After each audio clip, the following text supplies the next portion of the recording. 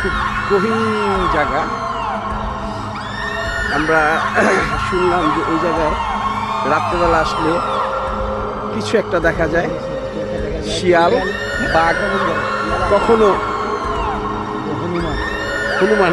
না ভাই মজা করতেছে, কিন্তু হন্টেড জায়গাটা, হন্টেড। আমাদের যথারীতি রুমন হন্টেড জায়গাটা, আসলে হন্টেড। রুমন এটা কোন জায়গা? নাওরা পশ্চিম পাড়া। নাওরা পশ্চিম পাড়া। পশ্চিম পাড়া 6 দানা। এই যে এত দূরে দূরে গ্রাম, এটা কি? এটা হইতাছে বেড়াইত ছাতারপুর। বেড়াইত ছাতারপুর না? আসলে খুব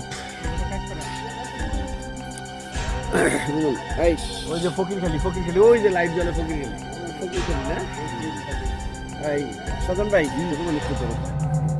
কি আপনি তো আচ্ছা দর্শক মন্ডলী, রুমনের দাওয়াতে আসলাম হাঁস খেতে, হাঁস পাটি খাওয়ার পর নাওড়া যেখানে আসছি আসলে খুব ও বলছে যে জায়গাটায় শিয়ালের ডাক পাওয়া যায়। তো আমরা আরো কিছু ডাক শুনছি অন্ধকারে।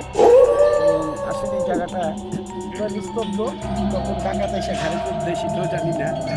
তারপর না ডাকাত নাই, তারপর ও বলে ডাকাত নাই, ঝুঁকিপূর্ণ জায়গা, ডাকাত নাই, ঝুঁকিপূর্ণ জায়গা। এখানে ঝুঁকিপূর্ণ জায়গা।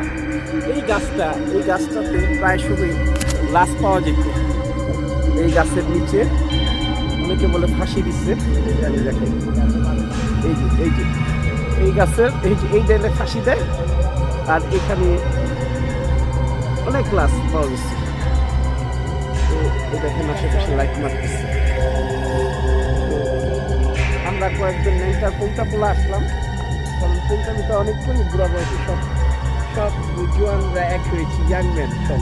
আমার সেলিম ভাই আমাদের সাথে হাসিফ খান সাথে ভাই আমাদের সাথে আছে, চিত্রনায়ক আমার প্রিয় হাসিফ খান সাথে ভাই। কিরকম আছেন? এখানে বেশি থাকা যাবে না, খুব ভয়ঙ্কর একটা জায়গা। দেখছি ওখানে একদম শিয়াল যেতেছে, বাঘ দৌড় দিছে। দর্শক মন্ডলী, খুব ভালো সেলিব্রেটেড আমাদের হাসিফ খান শান্ত। তো এই গাছটা নিয়ে অনেক কৌতূহল ছিল যে এই গাছের নিচে অনেক কিছু দেখা যায়, কিন্তু আমরা এসে কিছু দেখতে পারলাম না। রুমন মনে হয় দেখতেছে, যে রুমন খুঁজা দেখতেছে,